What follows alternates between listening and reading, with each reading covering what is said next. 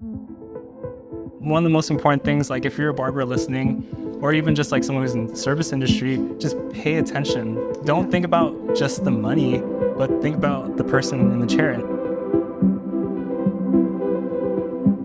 Open-mindedness comes a long way because the more open-minded you are, the better you can connect with people.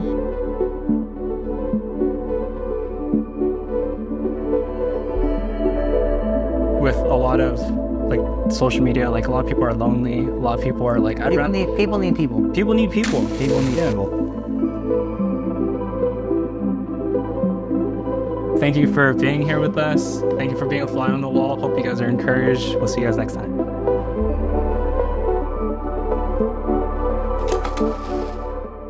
Yeah, Lorenzo Ogata, married, girl dad. You gotta show them the ring. Yeah, I gotta show the ring, gotta prove it. Married, girl dad to 2 girls, and originally from the Bay Area. Milpitas, California is where I grew up, and then spent the past 10 years in Charlotte in the Carolinas. And now I'm actually currently in transition to move back to the West Coast, somewhat, of moving to Las Vegas to be closer to family. Bro, this is crazy. So, a little bit of background between, for you guys who are like listening, me and Lorenzo, we've been friends for dang near a decade now. Over a decade. Decade and a half.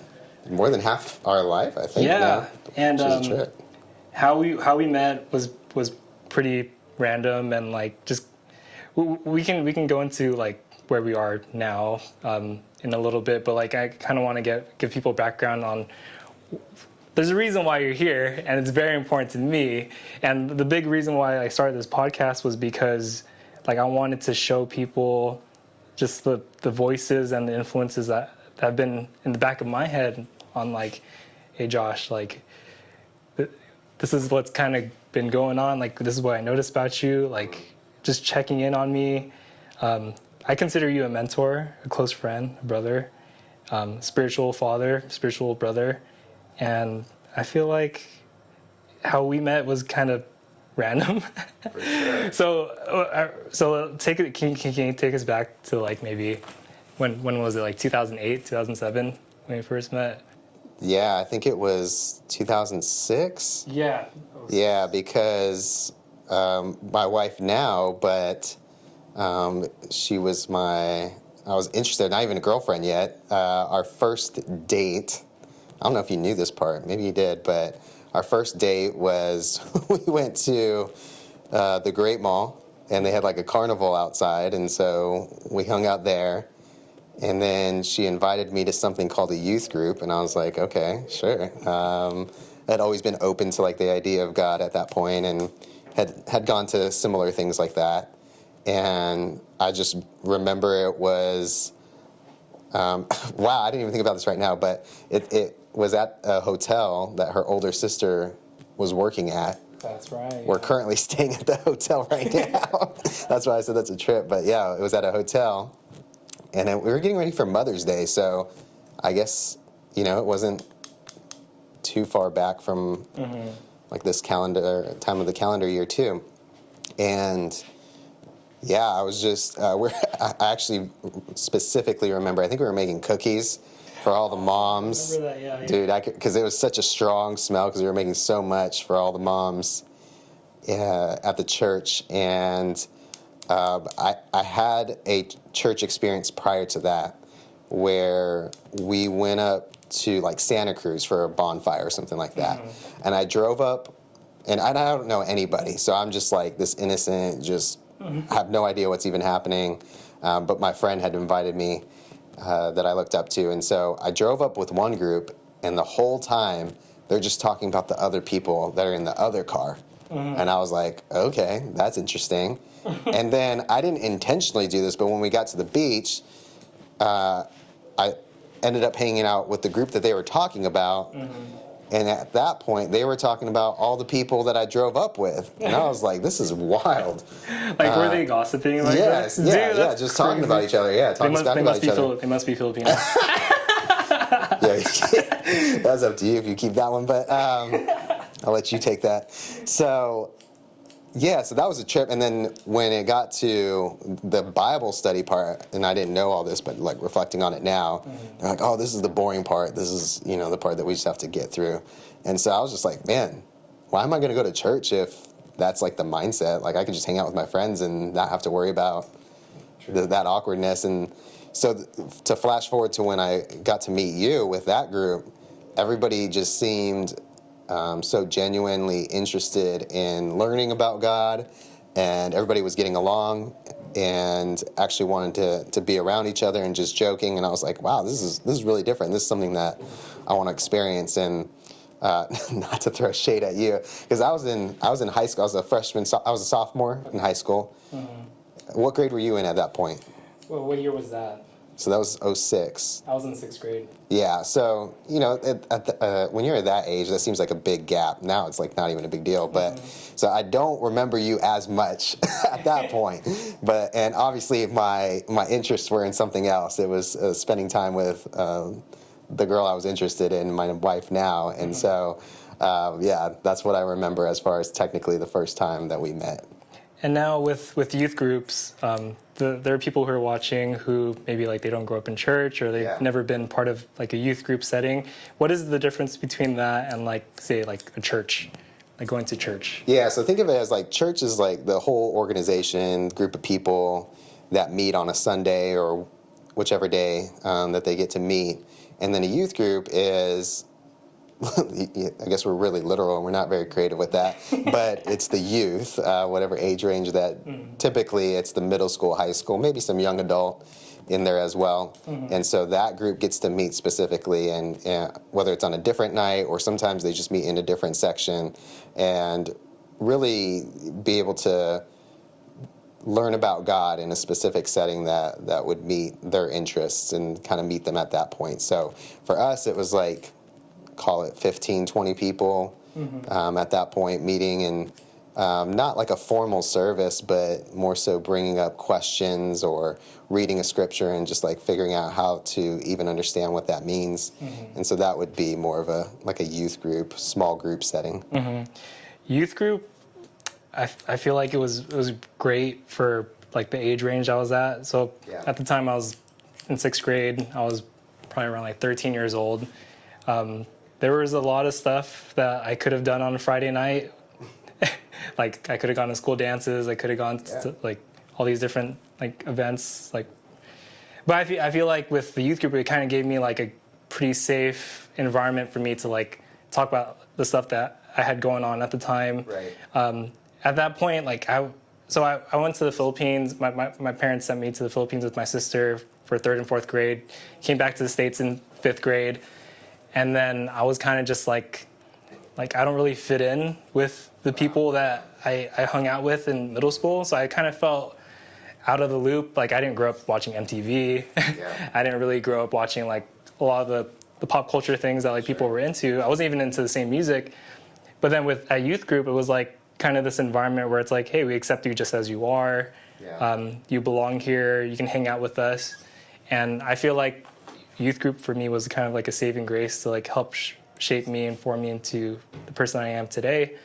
That's also where like you kind of start figuring out like who you are a little bit. Like you're not cemented in who you are in youth group. Like you're very, very young, but then you do start seeing different traits in people. Like for you, like you are you quickly became one of like our youth leaders at the time. For you, I see you now, like fast forward to now, like I see you as like still like a leader in a very high regard. I respect you deeply. But you've always felt the same for me. Like you've always felt like this person who, so John Maxwell, he has this quote where he says like leaders lead from the front, they lead with, and they lead from the back. And I feel like you've always been someone who's been able to perpetuate that. The way that you led ahead was like, well, like you're a couple years older than me. Like here's the road ahead. You were able to lead with. You were able to like hurt with me with all my struggles. Like, hey, I'm right there with you. I used to be there too. And then you were able to lead behind me and be like, hey, go. Like you can do this. I feel like you've always had that kind of character trait, even back in the day too.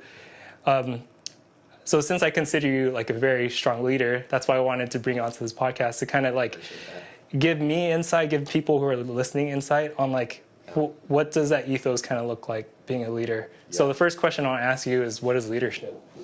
Yeah, wow. Well, if you want to go the John Maxwell route, I love John Maxwell. Yeah, you can't talk about leadership, I guess, without John Maxwell. So he talks about how makes it plain and simple that it's influence. It's how you influence people. Mm-hmm. And so that's where John Maxwell would say that everyone is a leader in the sense that we're all influencing others, whether it's positive or negative. Mm-hmm. And whether you have a manager title or not, or you're the older one or the younger one, there's some level of influence mm-hmm. that you have.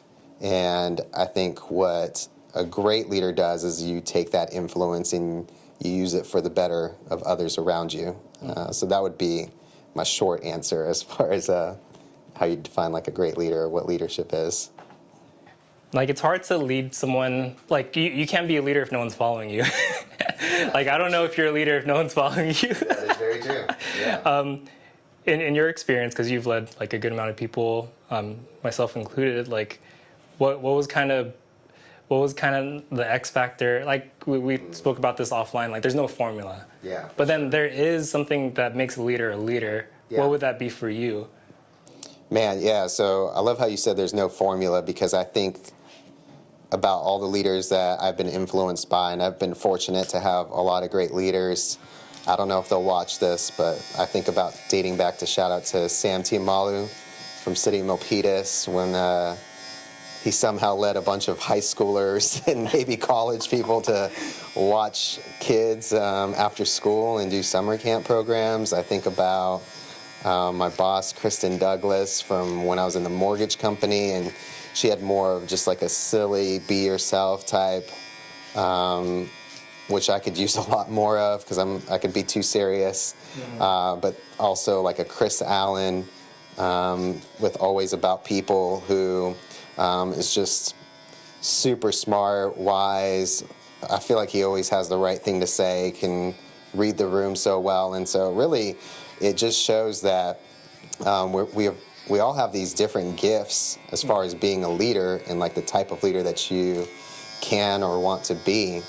So it's really just being true to yourself. Mm-hmm. People have a really good radar of figuring out at some point if you're being fake or you're being real, mm-hmm. or maybe you're an expert at covering up. Mm-hmm. But I do believe at some point in the long run, it will come to pass of what type of person you really are. And so, even for myself, I had some times where things were going great because I was doing the work on growing myself and the things that I needed to be doing. And then there was times in my life where I wasn't. And I was even not just lying or trying to cover up things to other people, but even to myself, and just not living up to the potential that I knew that I had. And so that's the biggest thing, I think, first, is really knowing yourself and having that self-awareness, mm-hmm. which is, it's funny, you say self-awareness, I think we all think we have great self-awareness.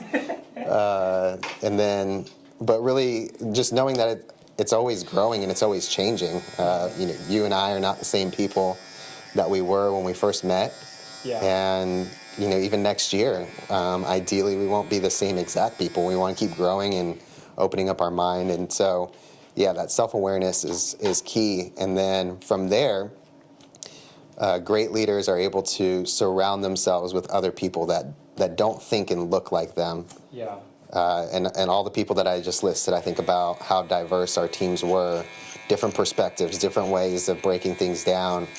And I think I even heard you on one of your previous episodes talk about just not being the smartest person in the room, mm-hmm. and keeping that level of, I think that's that self-awareness piece of just realizing, like, who do I need in this to support me? So, mm-hmm. I think back to the youth group days and having people like you that can do the tech side that I have no idea, would never be able to set up something like what you have here. And then even to fast forward a couple of years later and leading more of an older, like, young adult, basically like post-college, mm-hmm. graduate age group, and having people like my friends like Mel and Laura and Austin, mm-hmm. That know how to have fun and know how to make memories. And like I said, I know myself, and I take it serious and don't know how to like enjoy the wins. And so being able to strategically build that team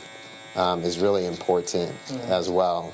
And then you just talked about being able to, at some point, you have to build that trust and that safety with others to be able to open up and to really grow. And so that's something that just takes time. Yeah. And that's where I think leadership, as far as people that want to take courses or get a coach and things like that, you actually have to want to lead people at some point, I believe. Like, especially as that number grows, maybe if you only have 1, 2, you can get away with it. But as the number of people that you're responsible for, you have to want to care for people and want the best for them.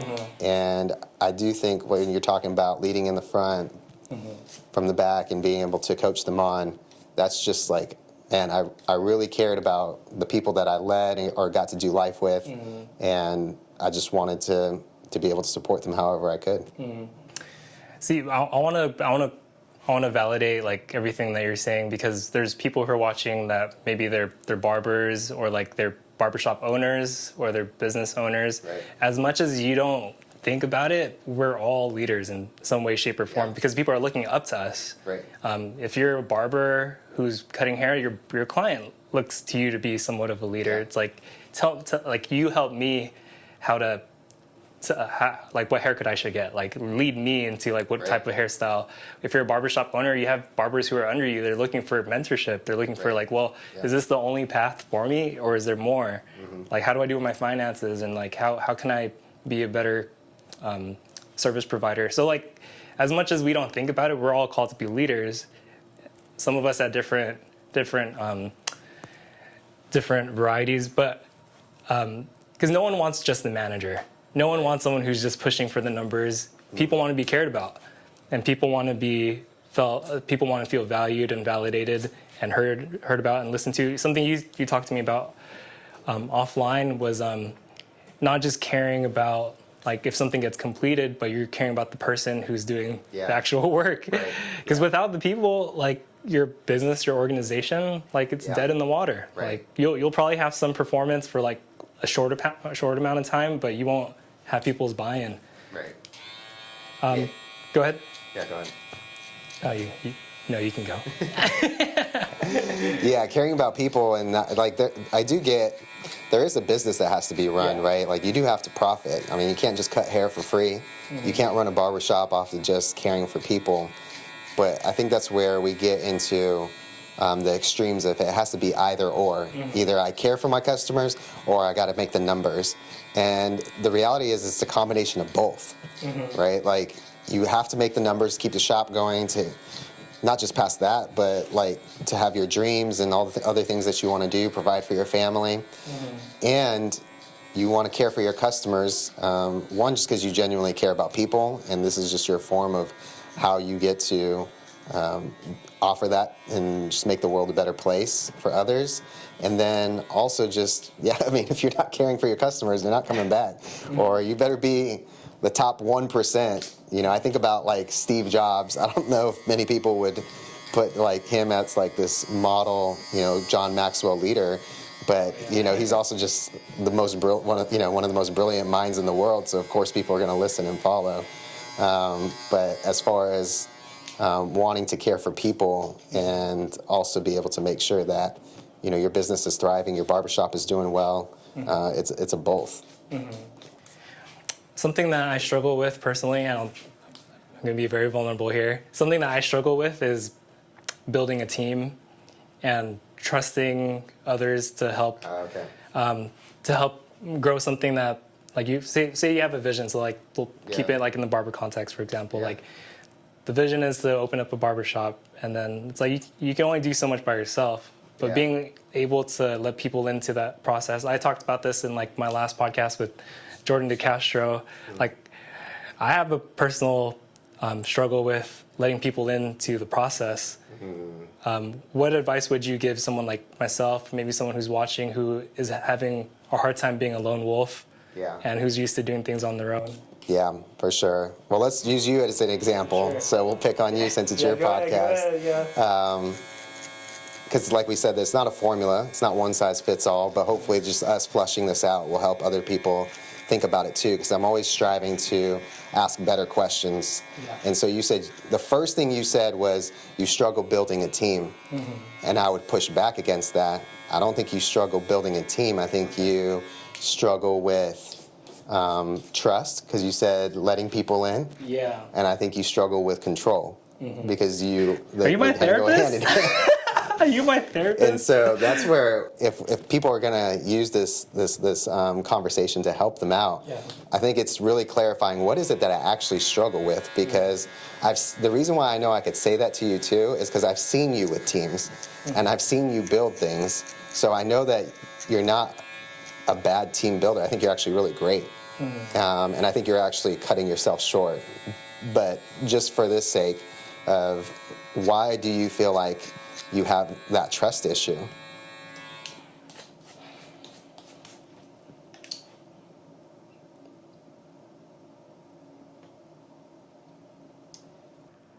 I guess like with a lot of the stuff that I feel like I've built, there's a lot of like, you put yourself into a lot of things. Like, I consider myself an artist when it comes to hair, or like an artist when it comes to building stuff. And it's like you put a lot of yourself into the process. Yeah. And there's debate on like, should you be putting as much of yourself into it? You know, like, and that's like an internal struggle that I have as like a person who feels like they're an artist. But like, when you build something so personal and then you let people into the process, it's like hard to give up control. Yeah. It's like I do want to be able to trust people, and I do trust people, Right. until it gets to where they're touching something very personal. For sure. Yeah. Yeah.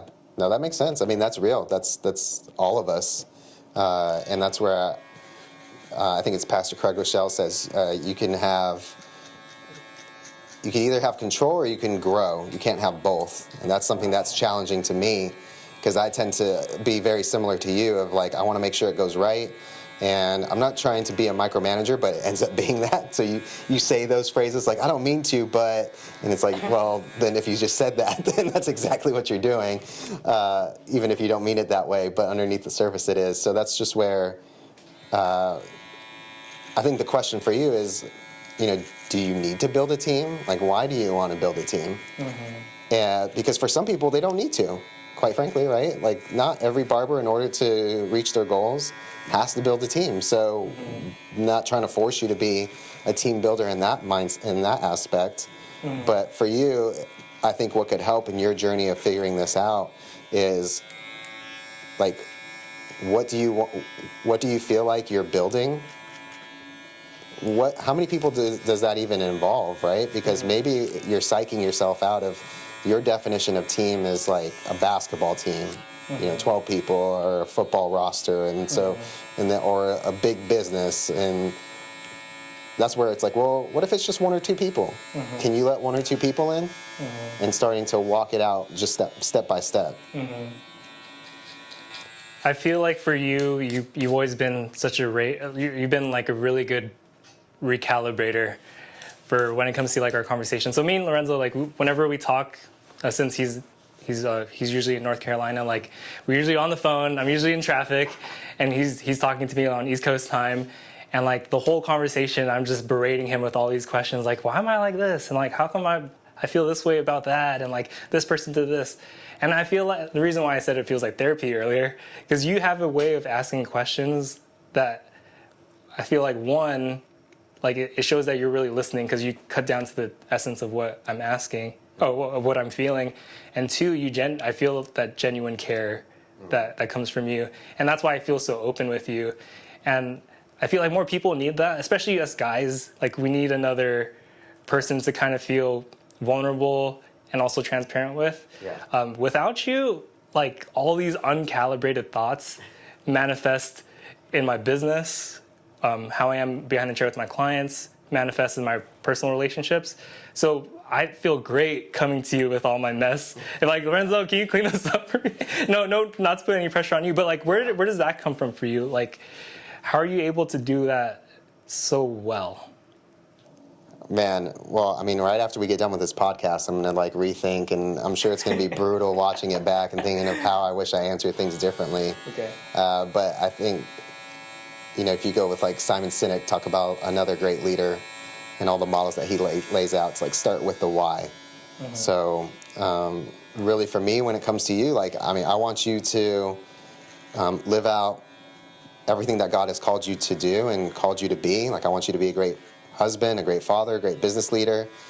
And I think as I'm getting older too, and just learning that it's not about me having the answers. Like even when you said like you come to me with all your mess, I know that you're not expecting me to have all the answers. You're just, like you mentioned, you want someone to bounce these ideas off of, to help you think of it in a different angle or a different way.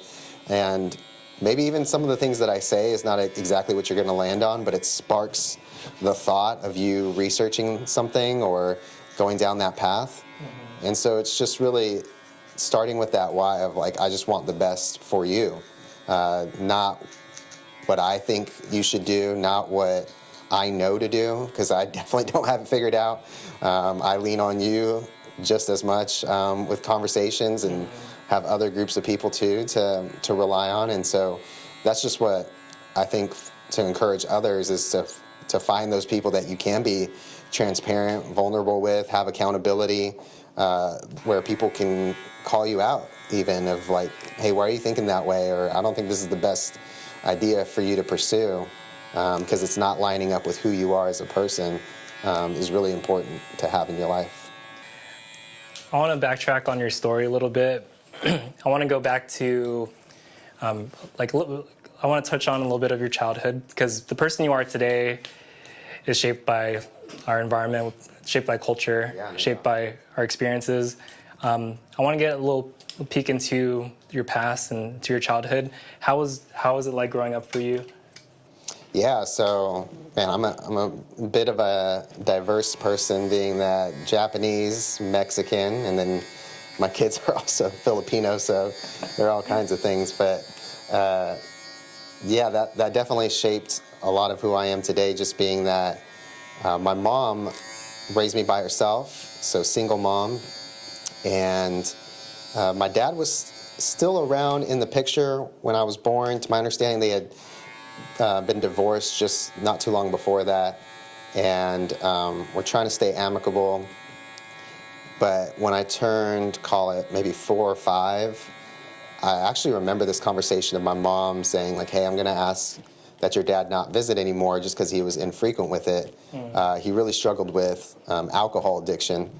And so that, which I think ultimately was more of just a symptom, I think in now getting older and being able to realize, like, I think that it was really him struggling with like kind of like anxiety, depression, those types of things. And so the result of that was struggling with alcohol. And so I remember I remember sitting on the steps. It's like so dramatic, like a Hollywood scene, but I do remember it, where she was having the conversation, and I don't remember all the words or details, but I just remember that moment of like, okay, I'm really not going to see my dad moving forward.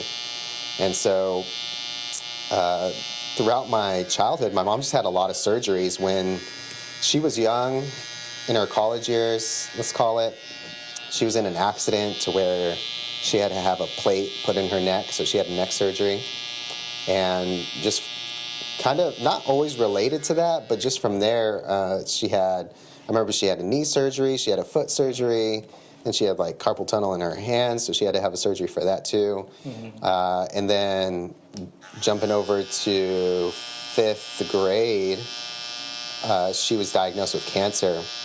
And, I was young, I didn't really understand. All I knew about cancer was that people die from cancer. So I remember being in 5th grade and thinking like my mom was going to die, and where was I going to go? Because I didn't have a dad. My mom's side of the family, we didn't get together very often, so it was really just me and my mom. She was like my best friend, everything. We had a really tight relationship, and she made a lot of sacrifices for me. And really, it's interesting, as I got older and people were asking, like, do you ever like want to look for your dad or ever feel left out? But it was all I knew. And so that's just where I really didn't feel the need or like anything was missing at that point. I'll save it for later. Later on, I started to feel that void.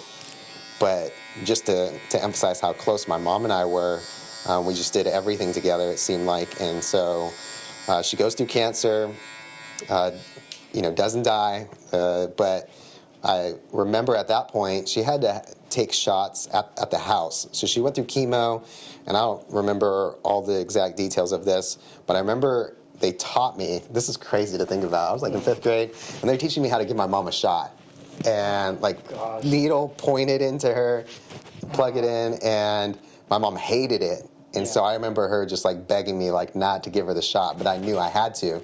And so just all those things I feel like really shaped me to really have to grow up at that point and be able to take care of her, help her out through all those different surgeries and cancer. And after middle school, I remember my grandparents from my mom's side moved in because they were older, so we were helping take care of them as well. Flash forward to high school, my grandfather passes away. That was like my freshman year, so this is like getting close to when we're meeting. Yeah. And I didn't realize it at the time. By the time I meet you and our lives intersect, my mom started to really struggle with depression, and to the point to where she would take medication to like numb herself and to not feel things, and it was just going through a really hard time because she used to be in the tech industry, fell out of it and was never really able to get back into it, and just felt a lot of weight and pressure naturally, being a single mom trying to provide, and also just something that she was passionate about, really loved, and to not be able to get back to it really took a toll on her. And I just remember basically from like high school, even like middle school kind of because she was so busy working, but from high school, I didn't really tell people to the degree that my mom was struggling because it was hard to talk about. It was hard to see my mom, who was so strong, going through all these surgeries, raising me by herself, to be in such like a vulnerable state. Right. And so it wasn't like I was ashamed of her, but it was just like I wanted to protect her, and I didn't want others to, feel bad for me.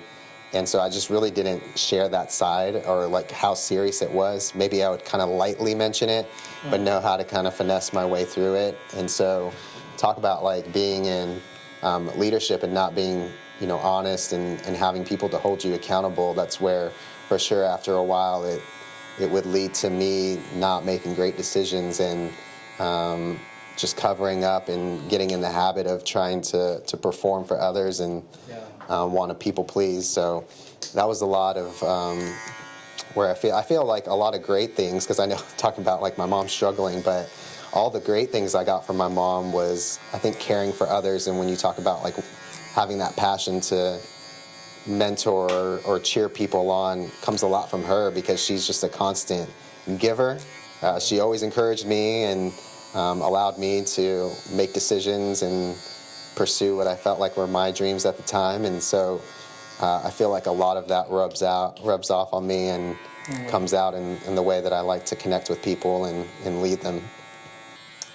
No, thank you for sharing that, because like when people see who we are, like just at face value, like you forget that there's always like a story behind the story. Yeah, for sure. And there's always a past, and there's always something that like Lorenzo is a certain way, and like he's great to me, and then it's like, man, like he's gone through the ringer and he's been battered and he's been beat, and like there are things that we go through that I feel like definitely like shape us into who we are. And like with your mom, like she's such a sweetie too. I remember hanging out with her too, and she's still in North Carolina, right? Yeah. And like you've always taken good care of her. Even when I remember coming over, like you're always checking in on her and like making sure she has everything she needs. And you're a great son. I appreciate that. You're a fantastic son. Yeah, it's tough. You always wish that like you can do more, or did I handle that the right way? But try to do your best. Yeah. And so when it comes to so I feel very vulnerable with you. I've said that earlier in the pod. But like it's hard to be authentic around someone that you don't feel comfortable with. For sure. I've always felt very safe with you, and I always felt like I could speak my mind. When it comes to like how you listen to people and like how you communicate and how you ask questions, like how are you able to, one, reflectively listen or actively listen, and two, how do you ask really good questions? I know those are big ones too, but Yeah, I know you can handle it. Yeah, trying to get better at that constantly, but I don't know where it really came from. People have talked about they feel like I'm a good listener. My wife especially. She's like, I feel like you're just good at listening. I was like, okay, great. If that's what I could offer. I would like to be great at like cutting hair or, the next tech genius, but, listening and talking is apparently what I'm good at. So I'll go with that. But I guess it just comes from also thinking back to the people that have made a big impact on my life and just feeling seen and heard. With our faith, just thinking about Jesus, I feel like Jesus did a lot of that as well, just loving others and being able to see them and hear them. And so that's just the model that I try to follow. And when I went out to, I mentioned that I'm moving from the Charlotte, North Carolina. I went out there originally for an internship at Elevation Church and just got exposed to a lot of great leaders and really copycat and do a lot of get influenced from all of them, and just the way that they were able to ask questions and dissect things really rubbed off as well. So I feel like it took on another level once I went through the internship, and that's where it's so important of just surrounding yourself with the right people and who you spend time with is you don't want to ever get to a point where you feel like you have it all together and you don't need anybody else. There's so much that you can continue to learn and grow from. So as far as then taking it to when I interact with people, I guess part of it comes naturally, so it's hard to describe as far as like that aspect. But really it's also knowing a lot of us don't like being told what to do, even if it's the right thing. I'm guilty of that as well. And so that's where asking questions allows the person to really come to the solution themselves. And you'd be surprised how oftentimes people really will, how well they know themselves and then how they can come to the solution that they need. And I'm sure if we spent enough time and we asked enough, and if I got to ask enough questions about like you building a team, for example, you already have the answers. It's just really having a place, I think, to get outside of your head and be able to process it and really just be able to clarify what is that next step that you need to take. And so that's what I would just encourage as far as just asking questions and allowing the people that you're talking to, or especially with barbers, you have a great opportunity just to let people open up if they want to. And ask good questions and just try to ask questions that go past a yes or no. So my ultimate test right now is with my girls, asking them, how was school today? And, trying to dig in and figure out what they enjoyed, what they like, and just trying to experiment with different questions is a lot of fun. So yeah, have kids and then you'll figure out how to start asking questions. That's the plug. This is not parenting advice. Yeah. No, I love that.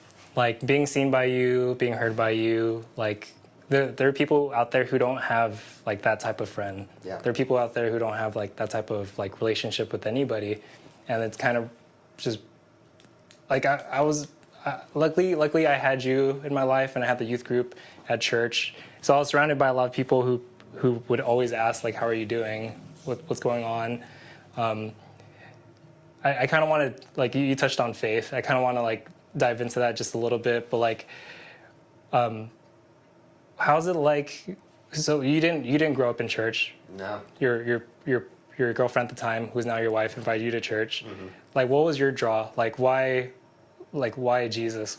Yeah. Why God? Why church? Great question. So I always had thought that there was a God and didn't grow up in church like you mentioned. My mom had that mindset of believing that there was something beyond this life and a God, just not necessarily declaring it as Jesus. And so that's where, in discovering, the group that we got to be a part of, the church that we were a part of together, at that time in high school, it just gave me an opportunity to really start to ask questions.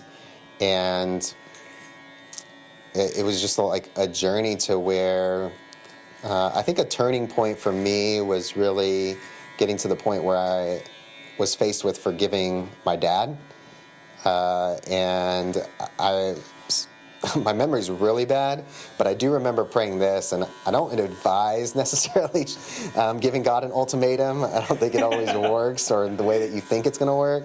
But I was like, okay, God, like if you're real, then I'm going to make my life available, and I'm just going to really try to be active in being part of the church, being part of leading the group, and wherever that leads me, then I'm going to forgive my dad and kind of let down those walls, and I'm just going to believe that you're going to kind of lead me to the next steps in that. And so it's not this theological, I got this answer or got this specific topic, understood per se. It was just after time of being able to grow on a personal level and grow in understanding who God is that made that decision to give my life to Christ and follow Him, and that's what I've been doing ever since. And it's a journey, to say the least, because it's one of those things where I thought it's funny thinking about how being in high school and starting to believe in God, and I was like, well, maybe by in my 30s, I'll just have it all figured out. Shoot, fast forward, I'm in my 30s, and not much further. And so that is the tough part. That's the faith part. Is if someone on the street comes to me and challenges me to explain everything in the Bible, I'm not going to be able to do that. And so the faith part is believing, even though you don't have all the answers. But I do feel like there's been plenty of moments in my life, lots of people that God has brought into my life to help confirm that He's real, and it's a journey to really grow and try to follow Him to the best of my ability, and really do the best to share my faith with others as well. When I was in the youth group, there was a challenge because at the time you're the youth group leader, and you have the bright idea to be like, guys, we're gonna challenge all you guys to post on your Facebook page, on your Facebook wall, your testimony. Yeah. And I remembered some background on me, very shy, very because I came from the Philippines, I was just like, well, I'm already having a hard time fitting in. now you're gonna put me on blast, put my faith on blast, and people are gonna treat me weird, more weird than they already are. So when you asked that, when you challenged us to do that, I was like, bro, I'm having a physical reaction to. I remember that you called me. I called you, and I was like, bro, I can't do it. I remember I was on the phone with you, and I remember you had access to my Facebook account or something like that, and I was just speaking out loud, just like how we do now. I'm just on the phone with you, and I'm just like, yeah, I don't know, I don't have a testimony. I grew up in church, and and that was it. And nothing cool, nothing crazy. I didn't do drugs. Nothing crazy happened to me. I lived a regular life. And then you kind of summarized that, and you posted it on my wall for me. Yeah. And then I was just like, all right, cool. Just left it alone. Yeah. Nobody really viewed it, so I don't know why it was such a big deal to me. Right. But bro, I'll tell you right now, after I posted on the wall, I remember praying. I was like, God, give me a really cool testimony, because I really want a cool story to tell people. And I've hinted at it during the past podcast about how I got into drug addiction. Yeah. I overdosed on LSD to the point where I was having psychosis, and I was having an outer body experience, bro. And for 2 years dealing with suicide, and this is while I was still going to church, but my mind was just dude, I'm dead. I felt mentally I died, and I went to hell. And now, God, this is God punishing me for all my bad decisions. But then I feel my testimony at that point was really being written, where God was like, you really want a testimony? I'll give you one. And I could say, now I'm free. Like I don't have those thoughts anymore. Like I still have my bouts with anxiety, but I have a good foundation on like who Jesus is and like what grace is, what forgiveness looks like. And now like life isn't perfect, but I'm able to navigate it with like a more like with God on my side kind of thing. And so I remember that challenge, and boy, did I eat my words. God was like, you talking about God, you're giving God an ultimatum. Wow. Also, don't make any bargains because you never know what you're gonna any get. type of deals, it's not. You don't know what you're asking for, but I definitely wouldn't recommend repeating that challenge. But the heart of what I do remember the heart of what I was trying to do was, whether it's inside the church or outside the church, you can know people for years and not really know like their story, like you were talking about when I got to share about my mom and growing up. And you would think that in the church, being saved or free and all the words that we use there, like that you could be honest and open. But I feel like a lot of times we feel like there's this facade we have to have in front of people, especially based on the amount of years we've been in church or whatever leadership title we have. And so, because I did something similar, I modified, I learned, I grew to where when I was in Charlotte leading a group of young adults, so post graduation, and the challenge was for us to share it within our circle, within our group, because we had been meeting for several months. And that's just where I feel like when you talk about there's people that don't have that opportunity to open up or have others, maybe they do. Maybe you do have people in your life that are willing and ready to open up, but you at some point have to get to talking about something real. Maybe don't divulge everything, because I think there's some wisdom in not sharing your complete, transparent story with everyone. But a mentor of mine mentioned how you tell the truth to everyone, but you're transparent with few. And I think there's a lot of wisdom in that, of knowing when and where to share your story and who with, and making sure that people don't use it against you, right? You want to be able to grow and have someone help you in that area. And so all that to say, that's just where the whole point of what I was intending to do was if we're going to be friends, or if we're going to believe in God and say that he saved us from all these great things and all that, then what did he really, what does that really mean to you? Instead of just being in a circle and just staying surface level. And so even for your story, what's great is the reality is you did have a testimony or something to share at that age, if you think about it, of just how God was with you when you were here in America, and then as you transitioned to the Philippines. And I know you've shared a little bit on your pod already, but just all the experiences that you had and the things that you've been growing from those experiences, that was it. But then we think it has to be this movie scene, oh, I almost died, or this dramatic thing. And so you got that too, because that's what you asked for.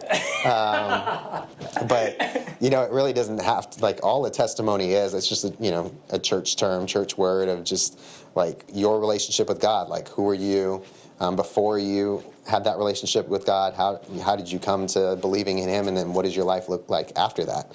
And the reality is that you don't have to wait to have that experience in order to have it. It doesn't validate it or make it less or more.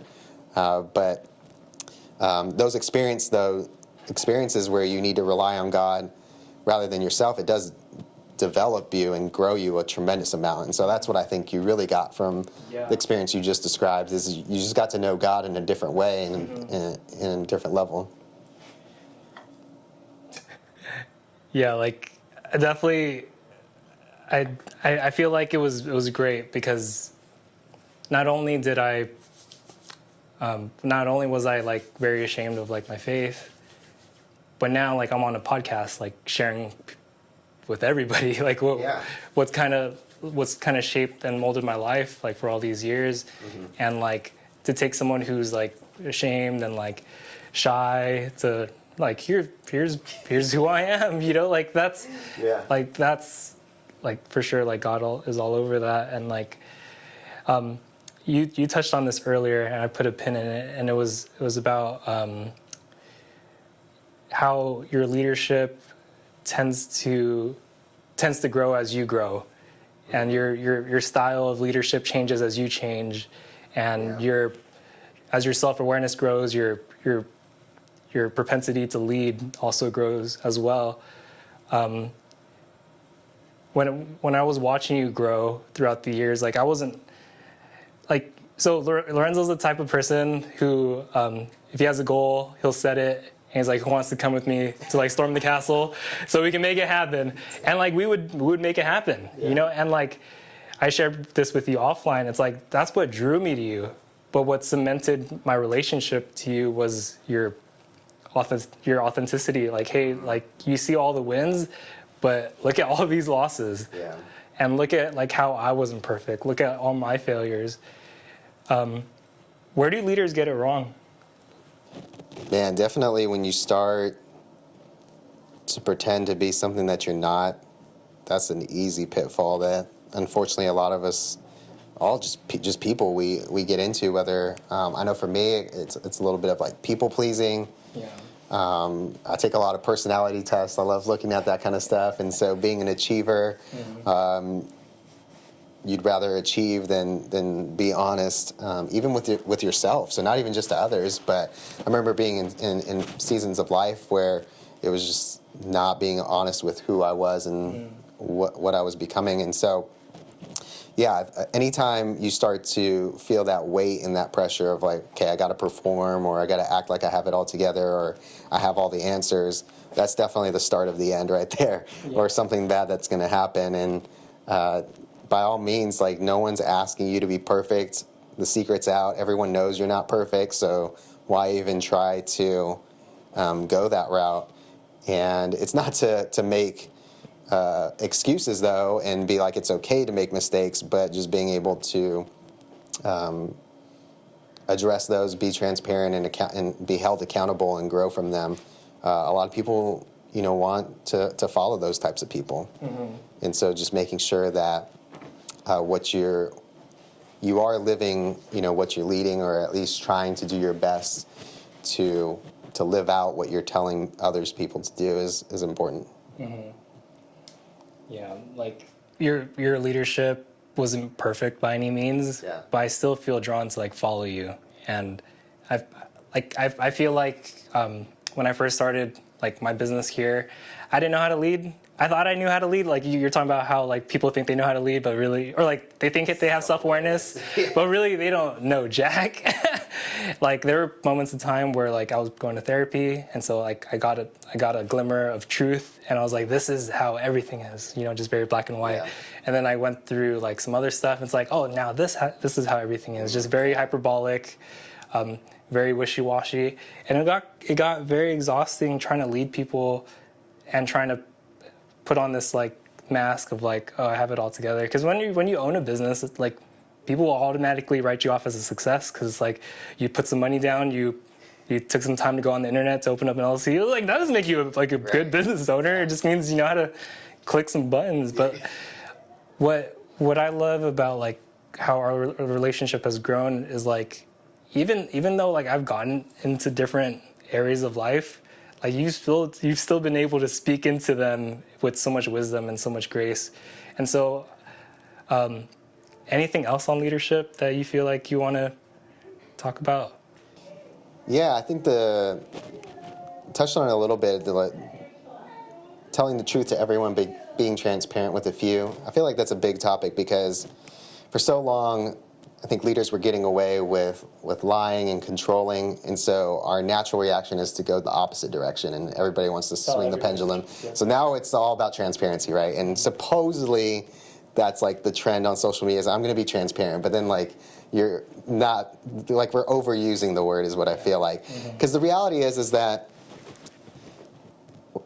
an illustration of this is just like you can be honest that, hey, yeah, I did something stupid and my wife's mad at me right now. Like I'm just gonna be real, but you don't have to share the level of detail of what she's exactly, what you may be struggling with to everyone.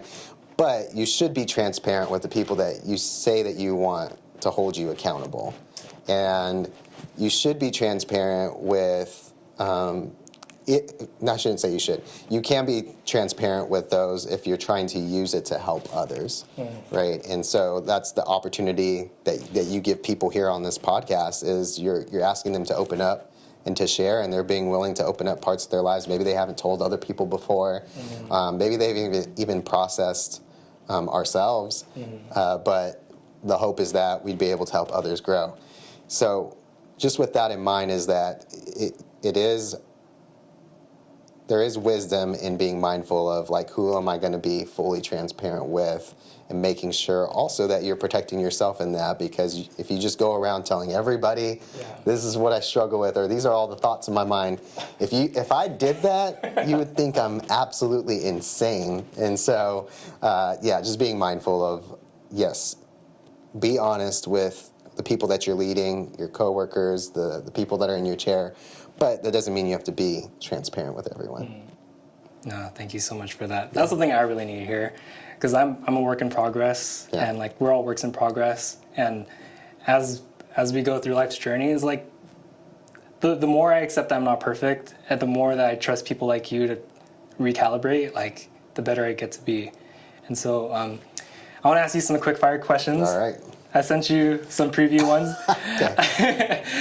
What is your favorite Halo? Oh my gosh, it's gotta be Halo 2, which dates me because that was so long ago. Halo 2? Oh, why Halo 2 over like Halo 3, ODST? Why Halo 2? It's pretty simple because Halo 1, I didn't have an Xbox yet. And so by Halo 2, I got one. And then after that, I'm just such an old person that it became too complicated and I was terrible. And I hated losing to 7-year-olds that were cussing me out online. And my ego couldn't take it, so I was like, forget it. Halo 2 is the only good one, but, you know. Yeah, back in the day, me and Lorenzo used to play Halo, like, for hours. Yeah. It was crazy. Another question, if Elon Musk sent you an invitation to be one of the first people to colonize Mars, would you do it? No, I'm terrified of heights. Going into space just does not sound like a great idea. So, hard pass. Hard pass? Hard pass. I'd consider it. Hey, that's great for you. We'll do our video chats and voice memos from Mars to Earth. It's gonna be like a 5 to 10 hour delay. Yeah, I mean, no judgment. It's just, that would terrify me. And then lastly, Lorenzo, if you were to switch places with a celebrity, who would it be? Oh man, with a celebrity.